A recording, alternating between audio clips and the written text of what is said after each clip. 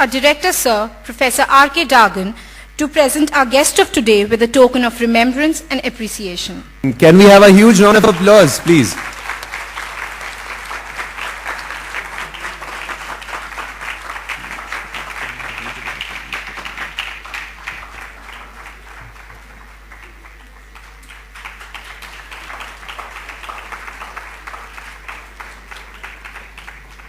Good morning. That's not good. That's not a good morning. Good morning. That's better. It's indeed a great honor to have amongst us an eminent professor from a very prestigious university in UK, University of Leeds.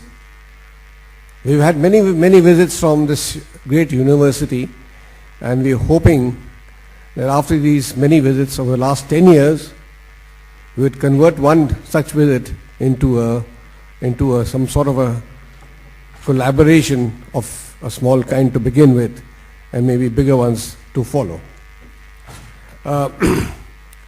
I shall now request you to share a journey with me. The name of this journey is We Nurture Talent.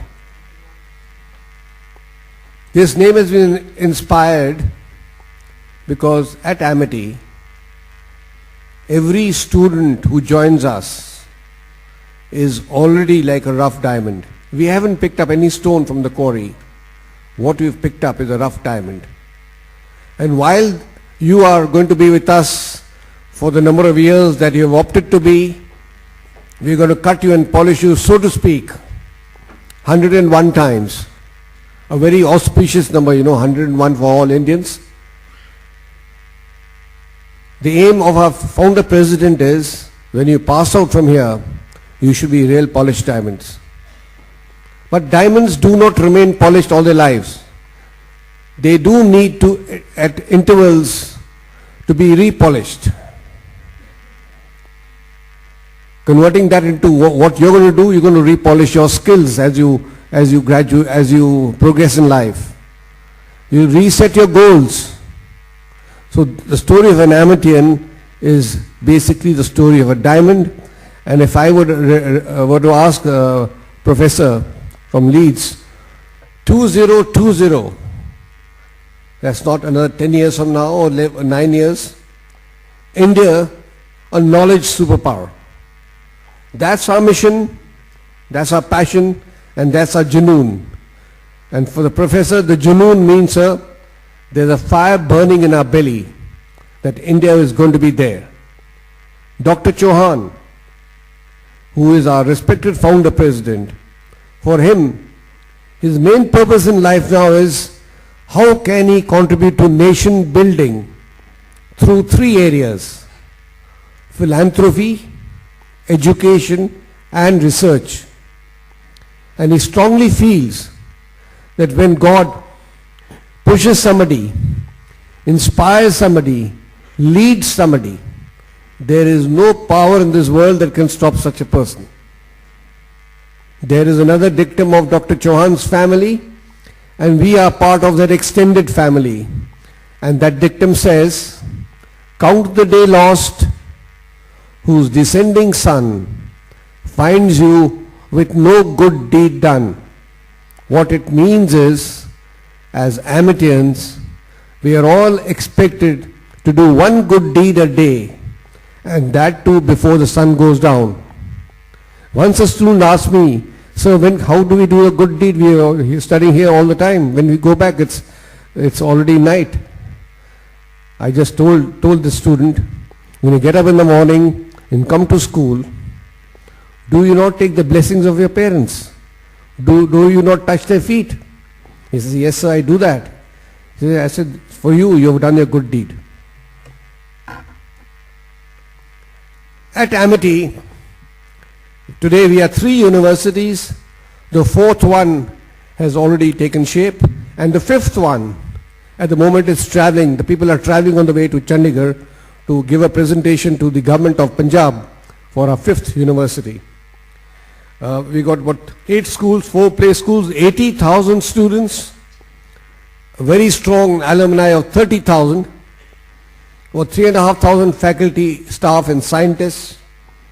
We have over 300 high-tech science and technology laboratories, 7,000 on-campus hostel accommodation, and our scholarship program benefits more than 5,000 students, and in terms of rupees, it's 7 crores. In terms of euros, it's about 1.2 million euros every year. Our e-learning program is broadcast over 45 countries, and we are part of a very prestigious Pan-African network. It's a network, 53 countries in Africa can get education, tele-education and telemedicine from 6 universities in India, not through internet, through satellite. It's a standalone satellite-based tele-education which is given free. Every student in these countries can log on to these programs, and our university is amongst those 6 universities. We are the only private university to have been chosen or selected by the Government of India. And we have the largest number of students on rolls from the whole of Africa who are benefiting from this unique program. We are very modern but very traditional. At the core of our philosophy is very strong in values and ethics. No organization today can exist if values and ethics is not its core philosophy. Nation building is a natural outcome of all our activities, and we provide holistic education. And if you see this circle that I've drawn, indicates to you that at Amity, a grandparent and a grandchild can study together, because we offer education right from pre-nursery to PhD and beyond. Our university is ranked number 1 private university in India. Our business school is ranked top 9. Our School of Engineering is ranked number 1 in terms of placements, number 7 for infrastructure, number 12 overall, and number 10 for academics. Our Institute of Biotechnology, Institute of Telecommunication, distance learning programs, law school, the School of Insurance, School of Hospitality. I think the next one on this list is going to be the Amity School of Communication, which will, I'm sure, is already doing well. In fact, I'm quite surprised how it is not on my slide today. Our rankings, we are, of school rankings, mind you, is as shown. In fact, it's more difficult statistically to get admission into an Amity school in the lower class than to get admission, they say, into Harvard Business School. Amity campus, Noida. This is our Lucknow campus. This Jaipur campus, university, 50 acres, is a green campus, and the campus here is only 60 acres. So you can imagine what that campus is going to be when it is fully developed. And this is the campus at Haryana. We have established global business schools in various cities across India: Chandigarh, Bengaluru, Kolkata, Indore, Ahmedabad, Mumbai, Hyderabad, Chennai, Pune, Kochi and Patna. We've gone global as well: Amity, London, New York, San Francisco, Singapore, and also one in Mauritius. We provide the best learning environment to our students. The intellectual capital of Amity, besides those 3,500 faculty and staff, we have 5 former vice chancellors giving us academic support, full academic support. We have the former vice chairman of the All India Council of Technical Education, former director research at the Association of Indian Universities. We have 4 former directors of the very prestigious CSIR labs. We have senior executives in the public sectors. We have senior government officials, retired as secretaries, former ambassadors, senior scientists from the Department of Science and Technology, DRDO, IARI. We have former Indian police service officers, very senior officers who retired. And of course, we are very proud to have over 70 defense officers, and amongst them there are about 12 generals, 11 brigadiers, 1 admiral, a number of Air Force officers in this great organization that we call Amity. Traditional courses virtually in every field.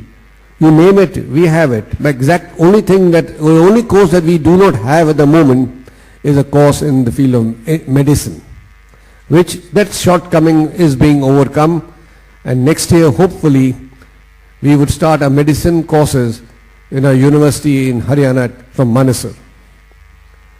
Our advanced courses are in advanced materials and devices, aerospace, avionics, and 2 years from now maybe, or even earlier, there will be a satellite in space that will hover around all our campuses with a resolution of I think about 3 to 4 meters. Biotechnology, bioinformatics. We have a course called Competitive Intelligence and Strategic Management, one of its kind, and that's the need of the hour. Forensic science, global warming, ecological studies, nanotechnology, nuclear science and technology, post-harvest technology, mind you, is a program that is being done with the University of California, Davis, rural and urban management, solar and alternative energy. In fact, only yesterday we realized with a visit from MIT, USA, Professor John Williams, he is mentioning that US is thinking now that cyber security is a bigger threat than any nuclear type of war. So that is the importance being given to cyber security. He was telling me if you, in Afghanistan, the army, US army chaps, when they send their photographs home to their wives and they post it on the website, there is a technique which can find out when this photograph was taken, what is the exact location of that photograph. That means you can give away your secrets from where your troops are operating in areas in Afghanistan. So that's a big problem that they are facing today. Our specialized MBAs, media is right on top, mind you. Retail, insurance, hospitality, biotechnology, travel, tourism, rural management, urban management, agriculture, natural resources, competitive intelligence, strategic management. So these are our specialized MBA courses. Every student learns a foreign language, 5 on offer: Chinese, Japanese, French, German, Spanish. We have a number of value-added courses to improve your communication skills, behavioral science, human values, a number of Six Sigma and other management courses, specialized 4 courses focused from BSI, that is British Standards Institution. Our curriculum gets updated regularly, strong mentoring program. We have a concept of military come adventure training. Students, only post-grad students can get this facility because we don't have space for everybody. All post-grad students go for 8 days and live under canvas and undergo military-like living conditions, and they do rifle shooting, rock climbing, river crossing, parasailing, ball rappelling, many activities, and they feel very happy when they come back. 101 attributes of an amity, and as I mentioned, if you can, the rough diamond example, if you cut an amity and put him into 5 different parts, the academic excellence, all the money you have spent, your parents have spent, your time, ultimately is going to be just 25% of your overall self. 75% is going to be how strong is your personality, how strong are your values, ethics, do you take part in extracurricular activities, and do you understand the socio-economic global environment. Now these are the traits. 75% are the soft skills. Our research is enhanced across India and abroad. In fact, we have over 150 patents that we filed. This is our Nobel laureate series. We had Sir Harry Kroto, who got the Nobel Prize in 1996 in chemistry for developing the C60 molecule, the buckyball that gave birth to nanotechnology. And while he was here, he wrote in our books, he said, the Amity students are the most exciting that he has ever met. A number of management gurus have come on campus. It leads to excellent placements. This is my division, the International Affairs Division. The mandate is bring the world to Amity and take Amity to the world. In this regard, tie-ups with universities in Europe, in North America, in Asia and Australia. We did the training for the Commonwealth Games, which was highly appreciated. We trained the armed forces, the state police, the IAS, IFS officers, the public sector undertakings. We got a school called Amitasha, that's the school for the underprivileged girl child, but 800 children get free education in the school. We have the International Center where we run regular lectures. We had about 130 lectures. This is how we have grown over the years. And our respected founder president returned to India from Germany in 1994. When he left India, his father just gave him 3 sterling pounds. He returned India with $1.6 billion. And very important, most importantly, only about 3-4 days ago, he was honored for his contribution to education, very prestigious Swami Vivekananda Awards in 2011, which is a great feather in his cap. His 2 sons are the vice chancellors of our 2 universities in India. Atul Chauhan, who was trained at UCL and in London School of Economics, and his younger brother Asim Chauhan, he got his education from USA, Wharton Business School. The future is 35 universities across India in every state and union territory, which will result into 100 campuses across India, and overseas campuses have already taken shape and are in the process of being established. We said Amity learning never ends, and this journey of excellence continues. Thank you.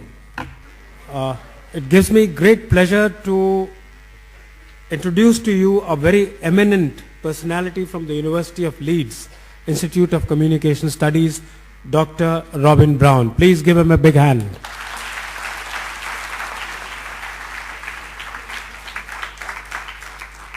As part of our ASCO lecture series, this is one of the most prestigious lectures that we have organized, and I'm sure you're going to benefit a great deal, as we have been benefiting in collaboration with the University of Leeds, which we are discussing quite a lot about. Dr. Brown is an MSc in Economics and PhD from University College of Wales, and holds a senior lecturer position in the International School of Communications in University of Leeds. He works on relationship between communication and politics, both domestic and international. Currently, refocusing his research on public diplomacy. Most of you, almost all of you, are using various social networking sites like the Facebook, Twitter, Orkut, whatever. And today, the social media has become a subject by itself. Very seriously, I'm thinking of introducing this program as a part of our curriculum from the next semester, social media. Dr. Brown is exploring the implications of the social network thought for both the theory and the practice in public diplomacy, working through his ideas in blog public diplomacy, networks and influence. Dr. Brown is also interested in the elite aspects of political communication, in particular areas such as government news management, media effects on political elites, lobbying and the impact of information gathering on decision making. In addition to these interests, he supervises PhD in 2 areas, media journalism and political communication in non-Western countries, the interface between communications and international relations and foreign policy. Today, he is going to talk to us on a very important subject concerning this, public diplomacy, soft power, and the digital media environment. Over the past decade, there has been a surge of interest amongst governments around the world in the way that communication can be used to promote a country's image and interests. Interest in these public diplomacy activities has been supported by the development of concepts of soft power and the national brand. I do remember once upon a time we had two words, soft power and the hard power. I find the hard power missing from here and has been replaced by a term called the nation brand. This talk will look at the challenges faced by countries in developing public diplomacy programs. In particular, what are the prospects of efforts to develop digital diplomacy and public diplomacy. Finally, I take this opportunity also to welcome Ms. Pooja Khulla, who's come along with him, she is in the regional office in Delhi of the University of Leeds, as also my other esteemed guests, the directors from other institutions. Particularly, we're happy to have Dr. B.B. Singh with us. Kindly pay attention. After Dr. Robin Brown's talk, we'll have an interesting question and answer session. Dr. Brown. Thank you very much for that kind welcome. I've heard much about the Amity campuses over the years and the efforts of Amity University, and it's actually a pleasure to be able to visit at last. So I'm very, very pleased to be here. As you see, people struggle with technology or learn to use technology, and that's really what I want to talk about this morning. Don't want to talk for too long because I want to leave time for questions. And what I'm going to share with you this morning is really some of the research that I've been doing and some of my colleagues have been doing in the field of public diplomacy. So let's start with a few questions. Why is the Indian Ministry of Foreign Affairs on Facebook? And he's very pleased to be on Facebook. He's very proud of the fact it's on Facebook. Why is Hillary Clinton on Twitter? Why do some British ambassadors have blogs? We all know what diplomats are like. They're very upright people and very serious. And so why are they doing these things? So in this talk, I want to engage with what they think they're doing and what they can hope to achieve. And so I want to start by introducing the field of public diplomacy studies and end by offering some answers. And in particular, I want to talk about public diplomacy 2.0. Like everything else in the era of social media, there is public diplomacy 2.0. So let's think about this. But let's start with another question. What do we know about other countries? This is the first time I've been to India. So before I come, I have some ideas about what India is like. How many of you have been to the UK? Okay, some of you. How many of you have been to China? Okay, a few of you. But you may not have been there, but you still have ideas about these countries. And you have to think, well, where do they actually come from? Well, partly they're based on our own experiences. But they're also based on what people tell us. They also are about what we learn from the media. I had a student last year who did some research on the movie Borat. So I don't know if you've come across this one. It's about somebody from Kazakhstan. Now the point is, Borat isn't really from Kazakhstan. The film isn't set in Kazakhstan. Why my student was interested is that the film was made in Romania, and she's Romanian. And so people know this film isn't about Kazakhstan, but when my student went and asked them, what have they learnt about Kazakhstan? They go, there is some element of truth in this movie, even though there's nothing about it. So they think they've learnt something about Kazakhstan from watching Borat. So we are in a situation where we learn about other countries from the media, from random bits of information that we actually have. But these beliefs actually have effects. They have effects on where we want to go on holiday. They have effects on what we buy. And you think it might just affect you, Are you willing to pay more for a German car, or when you're successful media executives? Will you be more likely to buy a Malaysian car or a German car? German, okay. So, these influences don't just affect you or me going on holiday. They actually affect where companies invest. They affect the ability of countries to actually exert influence in the world. If you see a country as corrupt, as oppressive, as unable to offer you anything, well, why should you go along with what they actually want you to do? If, on the other hand, other countries admire you, they respect you, they think you're an example, you're more likely to have influence in the world. And so this leads to a growing interest in this question by governments and academics. And it's formulated in different ways. For instance, in international communications research, people will talk about the national image.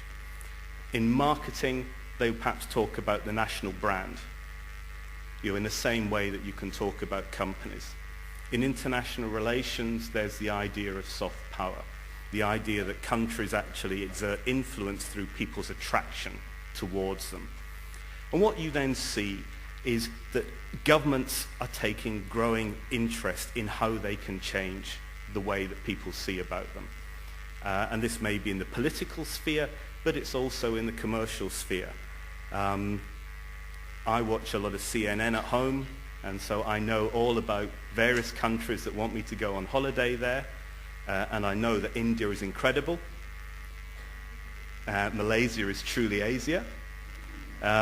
Croatia is the Mediterranean as it once was. Montenegro experienced wild beauty.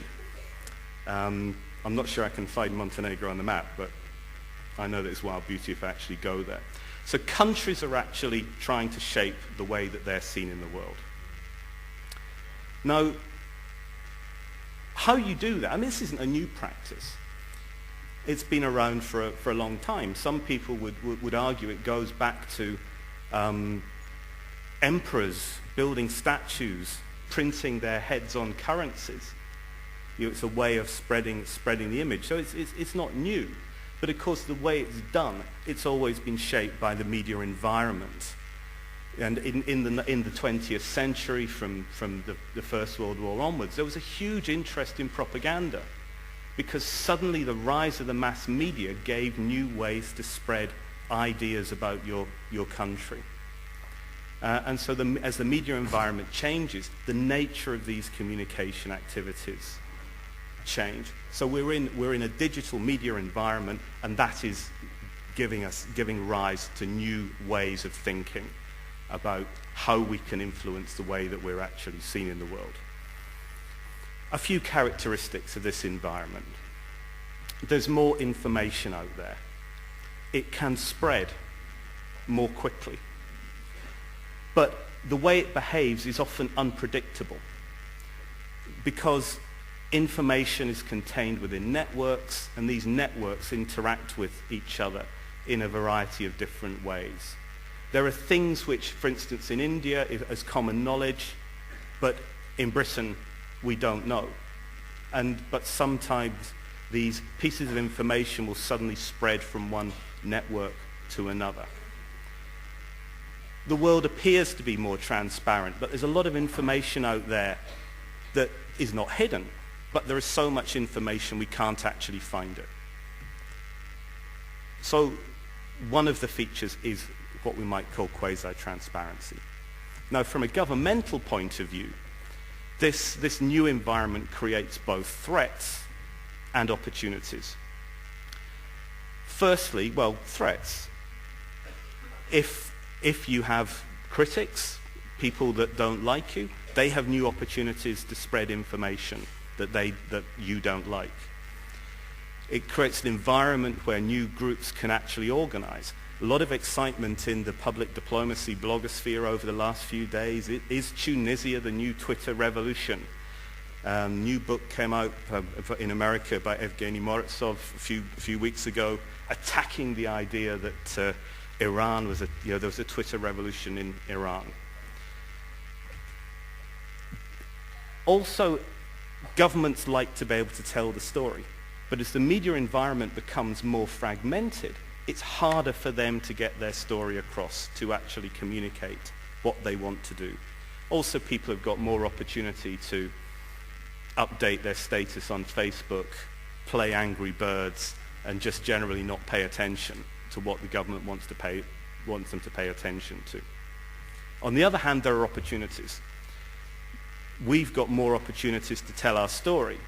If we're Montenegro, which we don't know where it is, we can reach new groups, so that there are people that perhaps we couldn't reach before that we can communicate with. So this new environment creates new opportunities, and this has given rise to this phenomenon of public diplomacy 2.0. And partly it comes from the rise of social media, but it also reflects a broader change in thinking about communications, one which we find in public relations, in marketing, as well as in public diplomacy, which is essentially that when we think about communicating, we should think less in terms of sharing information with people, of giving people information, but of actually trying to build relationships with them. That in the end, what people listen to, they listen to people they know, they trust, they care about.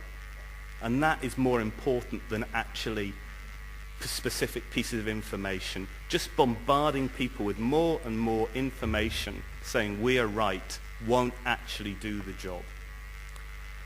And so it seemed for many people, both practitioners and scholars in the field of public diplomacy, suddenly we have a new opportunity.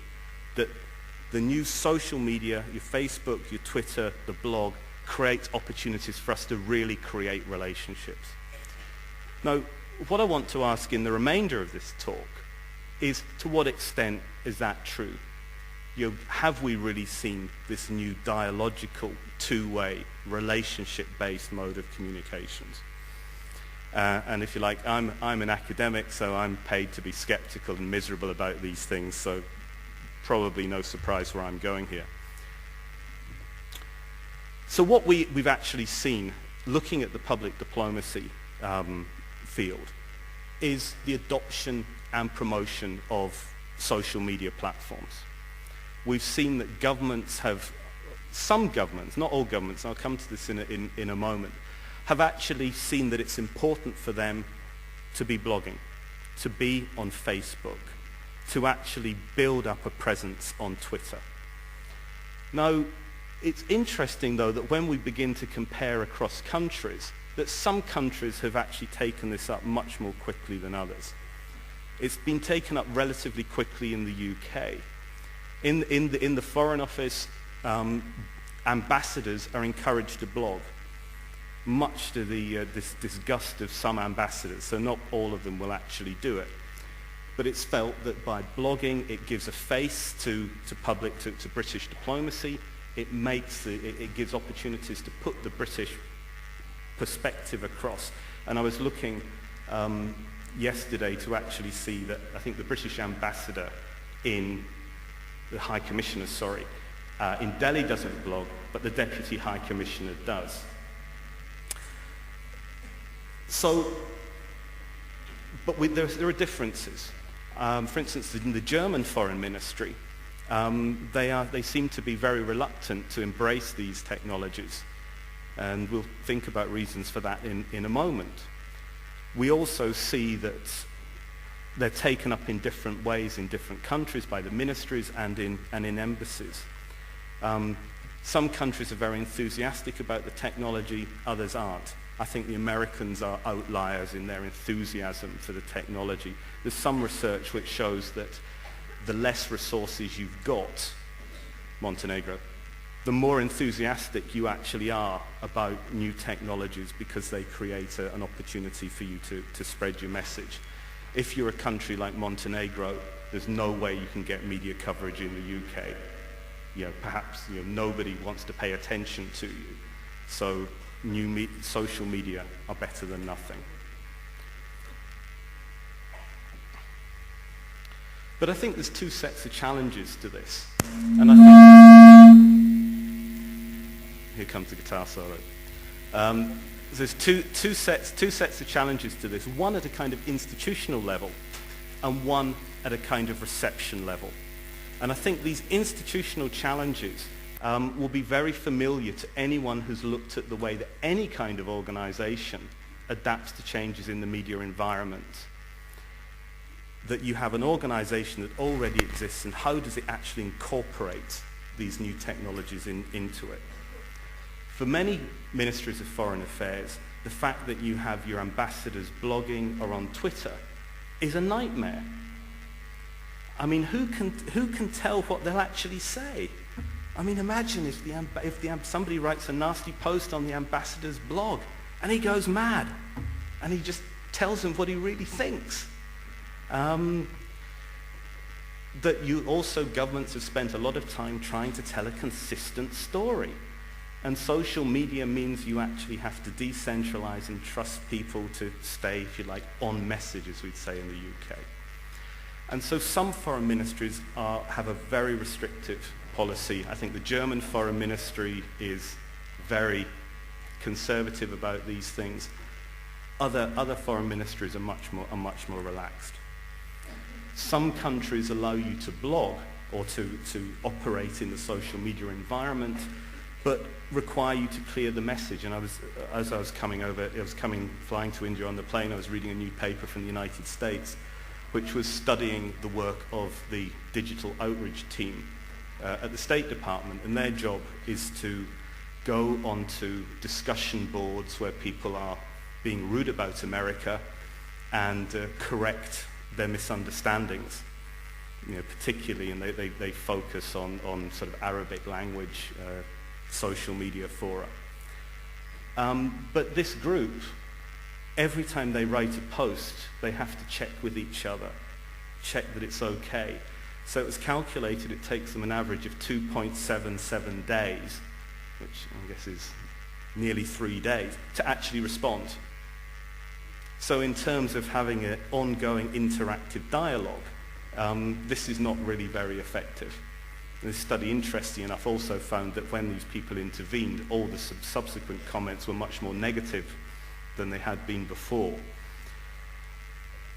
So some people don't want to do it, some people will do it, but they're again concerned with saying the wrong thing, and which tends to undermine the effectiveness. Another point which affects all public diplomacy work is resources. If you want to build relationships with people, it's time-consuming. In the social network literature, one of the points that is made, which is a bit surprising for people brought up on reading about how technology is going to transform the world, is it says, remember, to have a relationship imposes a cost. You have obligations to other people, so that actually relationships aren't free. If you're building relationships with one group of people, it limits your ability to build relationships with other groups of people. So there's perhaps a problem with the broader paradigm. Resources, of course, never fit the problem. Public diplomacy, it's always argued, means that if we can persuade people to agree with our policies, to like our countries better, it can have huge but intangible advantages. And in a world of budgets and arguing for budgets, how do you demonstrate the effectiveness? How do you demonstrate value for money? It's hard. And I referred before to the outreach team at the State Department. Consists of 10 people. How big is the Arabic blogosphere? That is, we're dealing with thousands of forums. We're having 10 people who have holidays and don't work weekends. So that the idea is nice, but the actual scale of the resource available seems to me very, very, very limited. And if we actually look at what goes on in many embassies, social media activities depend on one person who started this as an initiative.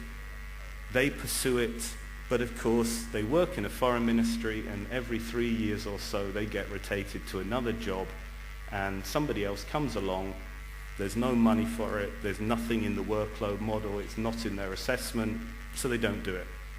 So people start building relationships and then it just goes. And then there are some strategic questions. Should we centralize? Should we run our communications out to the foreign ministry, or should we try and localize? You know, this is a difficult question which is resolved in different ways in different countries. And then there's questions about impact. How do we measure effects? And I've touched on this already. Very big problem in public diplomacy.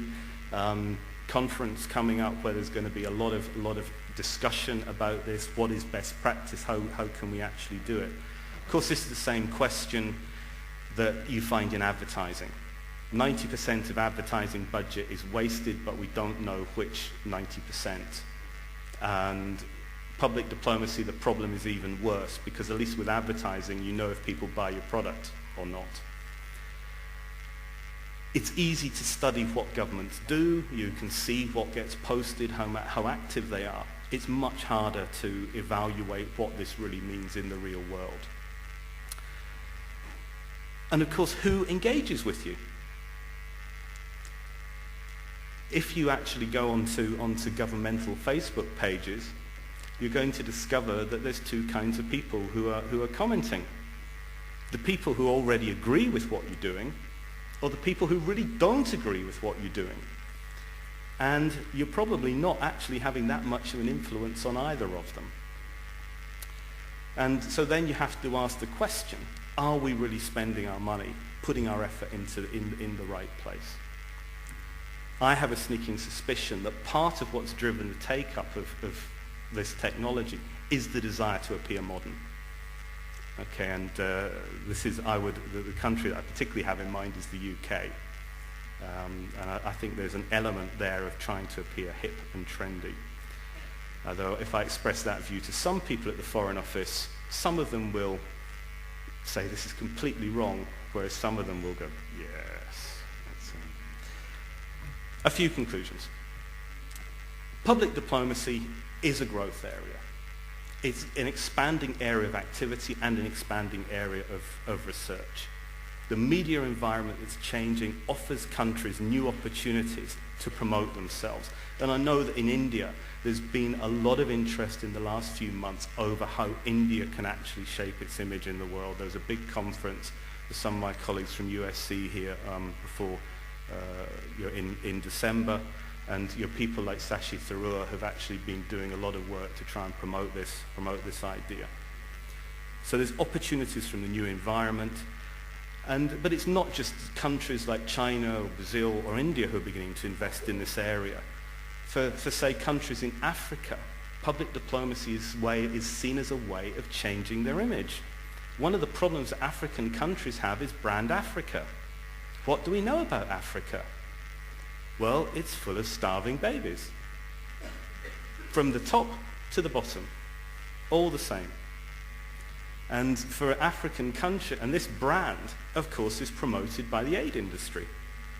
That people like Bono have a certain interest in actually in mobilizing support for Africa. They inadvertently make Africa look bad. And this was summed up to me a few years ago by a Nigerian student I had who was very cross. She was arguing with the students in her class because they had this very negative image of Africa. And she turned round to them and she just said, I remember this years later, she said, in Lagos, we have traffic jams on the flyovers. And in terms of this room full of British students who actually saw Africa as mud huts and starving babies, this, I think, really made a strong impression. So you discover countries like Ghana, Kenya are actually developing their own public diplomacy programs because they want to try and control their image and not have it shaped for them. So PD 2.0, I think, is a part of this, but we need to appreciate the limitations. How do you incorporate this into the broader practice of diplomacy? And that's challenging. I think ministries of foreign affairs need to learn about how that's done. That's true of many, many organizations. You also have to think that the ideas of social networks are actually older than social networking technology. And this actually tells you that in the end, public diplomacy is about relationships with people. The technology may facilitate it, it may change those relationships, but the technology itself is not the magic bullet. Thank you. Okay, can we have one more time a huge round of applause? Wonderful. I'm sure this stimulating talk by Dr. Brown has set you all thinking. So, I would request you to fill in the slips that are being provided to you. Write down your questions, return them back to the volunteers, and all your queries will be answered. Thank you. Questions here. You have today read the news about 6 Golden Globe Awards being given to something called Social Network. How many of you have seen that movie? Great. Ready with the questions? Whatever is ready, kindly bring them here. Where are they? Yeah. Okay. Now the first question is Ankita Sinha, MAMM, Advertising, and can you stand up please? Where is Ankita? Yeah. She says, the spam is the most important concern on digital media. How can we overcome this problem if we are using digital or social media as a marketing platform, particularly by the governments? Well, I don't really have a good answer to that, but of course the answer is to build a relationship. That because when you build a relationship, then people want to see what you're saying. Then to put it at the crudest level, they'll put you on the safe senders list. And I think there was a nice joke that I saw recently, which is somebody wanted to try and develop intelligent spam so it could actually evade the filters. And then somebody else said, well, that solves the problem completely, because if the spam was intelligent, people would want to interact with it. So I'm afraid I don't really have any good examples for that. Partly, solutions, partly it's a technical question, I guess, but I think it's also from a marketing point of view, from a communications point of view, you've got to be offering something that people actually want, that people are actually interested in. And it's that relationship building, I think, is the way forward. Rohan Gupta, first year bachelor's. He asks, social media is a great revolution, but how do we trust the information on social network sites? How do we tackle imposters? Well, you could turn it around and say rumors and other false information has always been part of the communications experience. And I guess that we actually have to be selective. You actually have to learn who we can trust, which sources that we can actually trust. But remember, the point about the social networking site is it gives you the opportunity to check on what people say. Now, the caveat to that, of course, is that there's a phenomenon in psychology called groupthink, which means that people actually who know each other all think the same thing, and so they can all have equally bad ideas. So I think part of the solution is to understand how social networks actually work. To understand the limits of the information, you have to understand where the information comes from and who's telling you it. Interesting question from Ashutosh Bose, again bachelor's, second semester. Where is he? Yeah. Now Ashutosh has been following the Facebook very regularly, and he asks, taking the recent case of the 13th sun sign, which went online a few days back, how do we know that PD2O would not be disseminating wrong information, as in the case of the 13th sun sign, which might be a false or something? And what do you suggest so as to counter it? Well, incidentally, I was a Scorpio, and after following this, my sun sign is changed to Libra. I don't know whether to believe it or not. Yeah, I think that it kind of goes back to my answer to the last comment. You've got to think critically about where the information is actually coming from, and I mean the great thing about the digital media environment is it actually in some ways makes it easier to track information and see where it comes from, and you have to look at where it comes from. Now, from a sort of democratic point of view, governments have perhaps had a history of telling us about the world as they'd like it to be, rather than the way that it really is. So, one of the features of this environment is that if you go looking for information, it very often is easy to check on what people are actually telling you.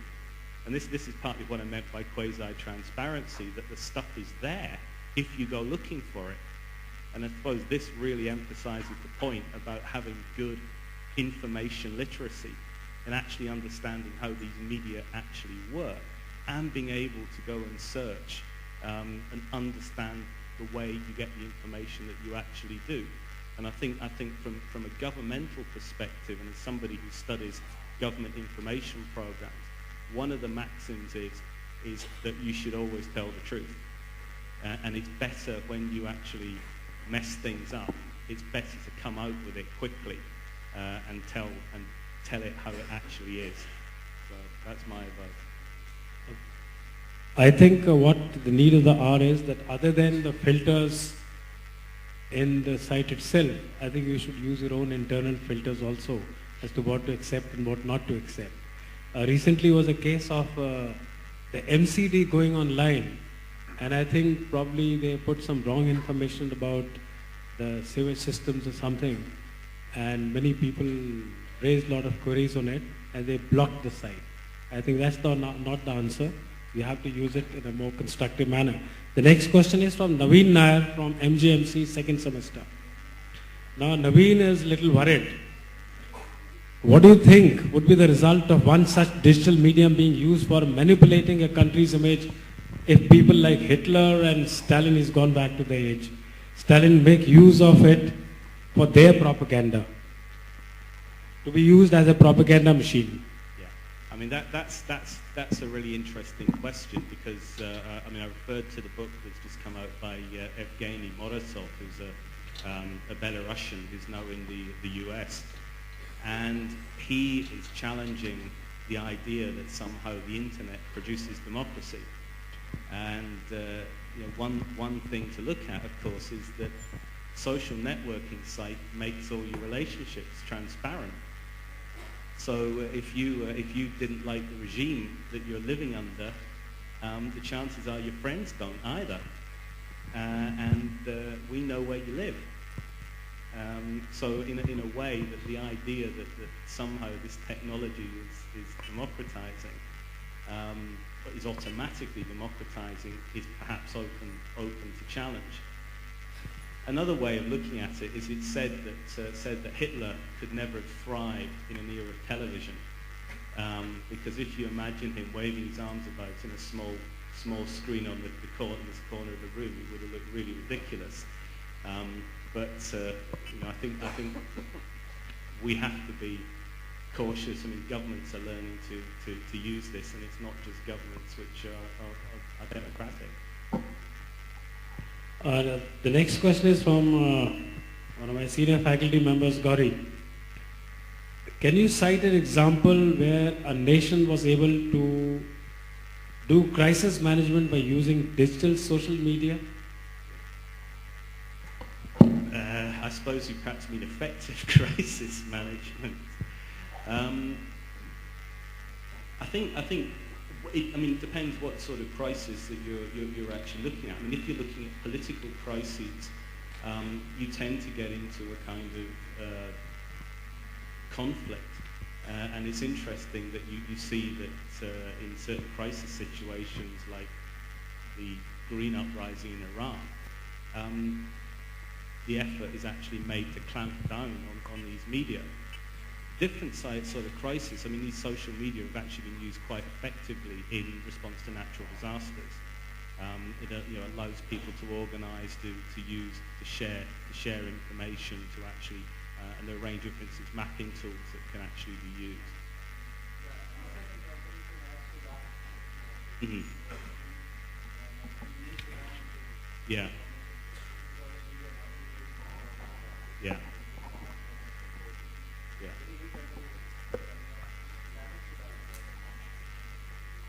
Yeah. Melanie Banerjee, MBA. Now she wants to know, does social media surpass the power of anonymity and yet build relationships?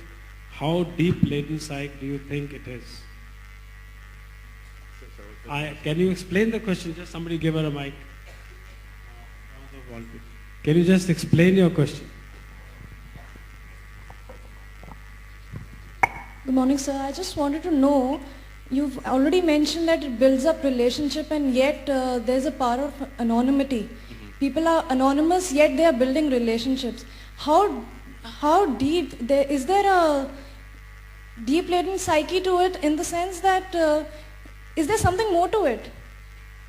Apart from building relationships, connecting to people and being anonymous yet.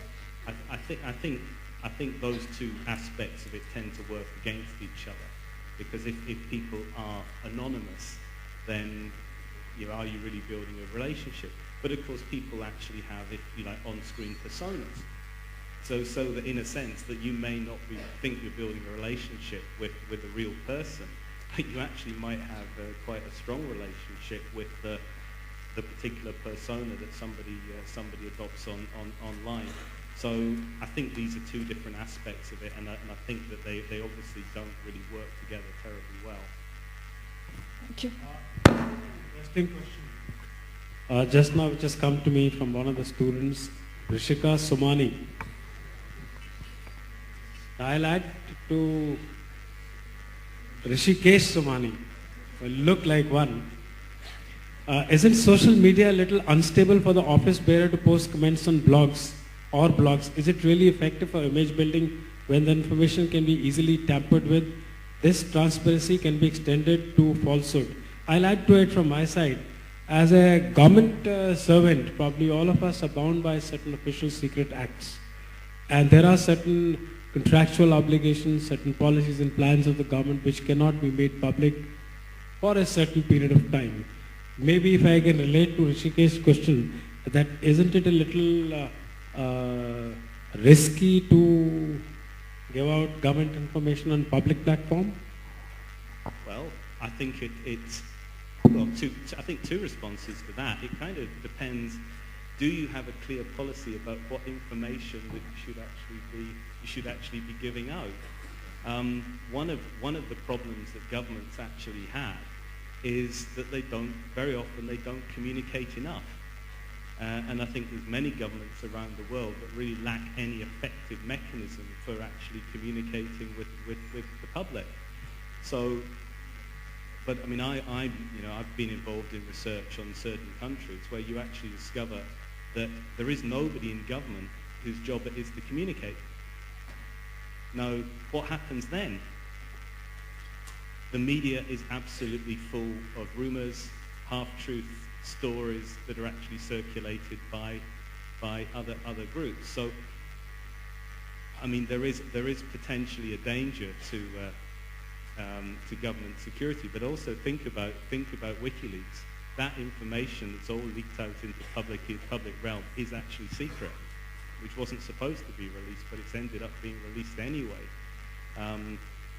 Having said that, there isn't that much in it that's that surprising to people if you follow these things. So I think my view on that is that governments need to have clear policies on what they're trying to communicate, what they don't want to communicate. It's actually a saying in the UK that you cannot be politically effective if you cannot communicate effectively. And if you cannot communicate effectively, you are not going to be politically effective, and everyone will think you're ineffective anyway. So I think for governments like other large organizations, you've got to learn to communicate, not to try to avoid it. I have a large number of questions. but one of the students, Amrit Kumar, where is he? There. He has written twice, big, bold, must ask. So I'm going to ask this question. How true is the fact that in United Kingdom, especially England, if you spend more time on social networking sites like Facebook, Twitter, the more cooler you are in the society? Your comments. Well, the alternative may be that the fatter you actually are, because you don't go outside and you don't exercise. I think for some people that this is probably true. Not for everyone. So check. I have a large number of questions. Excuse me, just to come back like for that. So I have a friend in UK and he told me about that. Most of the people spending time on the faces like Facebook and all that. Uh-huh. So yeah, I just wanted to know that. Yeah, I think it's true for a large extent, rather than just saying for a particular, pertaining to a particular people, society. I think it's true for some people. It's not true for all people, I think. Maybe in India also there are some people cool sitting till 2 o'clock at night working on the social networking sites. Right, we are running out of time, so I'll take only a few more questions. One of the questions is again from Naveen Nair. Is public diplomacy a soft power medium being used by powerful or developed European nations to colonize or command? I don't think colonize these days anybody can do. The interest of developing nations. Is the soft power being used through digital media to subdue the developing nations? Well, I think that if anything, it's the other way around. That I think this is an environment which creates opportunities for people, for countries which weren't able to communicate effectively before. Because but also think about it, if the traditional instruments of influence in world politics are things like armies and navies, relatively speaking, these kind of soft power tools are cheap. And so, you know, that there are benefits from being able to reshape your image. And one of the problems that many countries have is that nobody pays attention to them. Now, the advantage of that is if people don't know much about you, it's relatively easy for you to create an image, a perception of yourself. It's much harder for countries which are very well known to change their image. One of the great examples in this field was an initiative from about 10, 12 years ago called Cool Britannia. One of the New Labour government's mantras was about Britain being a young, modern country. And so they wanted to try and reshape our image as being sort of more funky. But of course, nobody believes that about Britain. We're all very conservative. We wear bowler hats and suits. It's cold, it's foggy. We all know everything about the Queen. And there's, the public diplomacy just isn't powerful enough to go against that built-up image. Whereas maybe for countries where people don't have such a clear perception, it's easier to actually reshape how you're seen in the world. Right, I'll just take 2 more questions. Though a large number of questions are still there, but mostly pertain to, security threats being caused by the social networking sites and all. Now, one of the questions again is asked by my faculty member, Sandhya G. Krishnan. Is it the growth of and development of digital media? Is it that the growth and development of digital media are responsible for many nations to become a soft power and adopt public diplomacy for holding their position? Can you clarify this thing, Sandhya? Just slightly take the mic, and if you can just...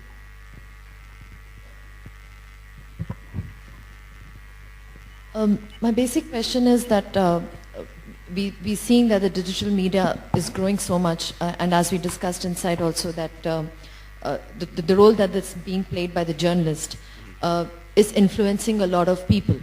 Now, you also talked about many brand ambassadors using blogs, Hillary Clinton being on Twitter. Since they are now exposing themselves so openly to the common man, I think the aggressiveness that most of the nations had shown at one point in time has comparatively come down because of the digital media. I want to know, is that true, or is it that all these social media that you're talking about is basically used as a platform to promote themselves and the positions that the nations are holding?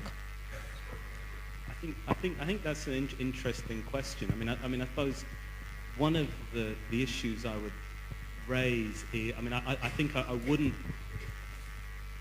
draw the kind of conclusion about the kind of peacemaking influence of it, because my suspicion is the reach of a lot of this media is quite small. And in some of my other work, I've kind of made the point that people latch on to this idea of public diplomacy as if it's engaging the whole population, where it's actually engaging small groups of people. And I think it's quite likely that this media has a positive image on the people who really engage with it, but that's quite a small fraction of the population. For most people around the world, they're not massively interested in foreign policy. Most of the media around the world is not massively interested in this anyway, and they probably are going to be more interested on what the local sports and celebrities are, and so that world events get focused through the prism of that media rather than anything else. So we shouldn't ignore the importance of, if you like, old media in actually shaping the perceptions of the world. Far more people read The Sun in Britain, a tabloid newspaper, than probably have looked at all the public diplomacy, social media in the world put together. The second last question, a very short one. Is there a need to have some kind of a regulatory body to control the social media? Can we have a regulatory body to control the social media? I don't think so. Well, that is a very complicated, deep question, which I'm not going to get into. Except to point to the fact that in various countries there have been suggestions that bloggers should be regulated, that they shouldn't be anonymous, that you'd be able to hold them accountable for what they actually say. You should actually treat them as if they're commercial media. And of course that kind of suggestion, and you can see why that is. If you're actually going, there have been cases in the UK where people have libeled, said outrageous and slanderous things.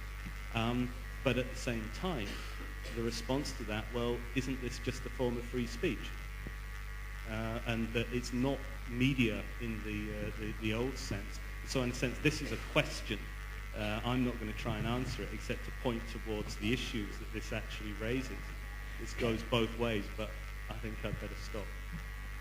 Large number of questions, but mostly they pertain to certain issues where answers have generally come from Dr. Robin Brown and other questions. Finally, I'll take one more. It's not a question, probably some kind of a wants to know something. What is your take on WikiLeaks? Well, as somebody who was originally trained in international relations, who's read a lot of diplomatic documents in my time, part of me absolutely loves it. I don't have to wait for 30 years to read these documents. On the other hand, I think this is I think scholars in the area of public diplomacy don't pay enough attention to diplomacy itself, and that still has a role. So potentially some of the impacts are negative. So part of my brain says this isn't good. This undermines diplomacy. Diplomacy is a way that we manage relations between countries. But the other half of my brain is going, this is great.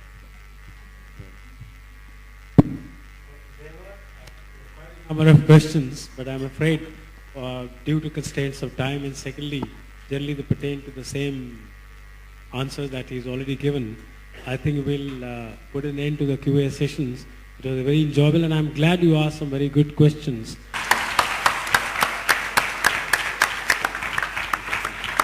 love.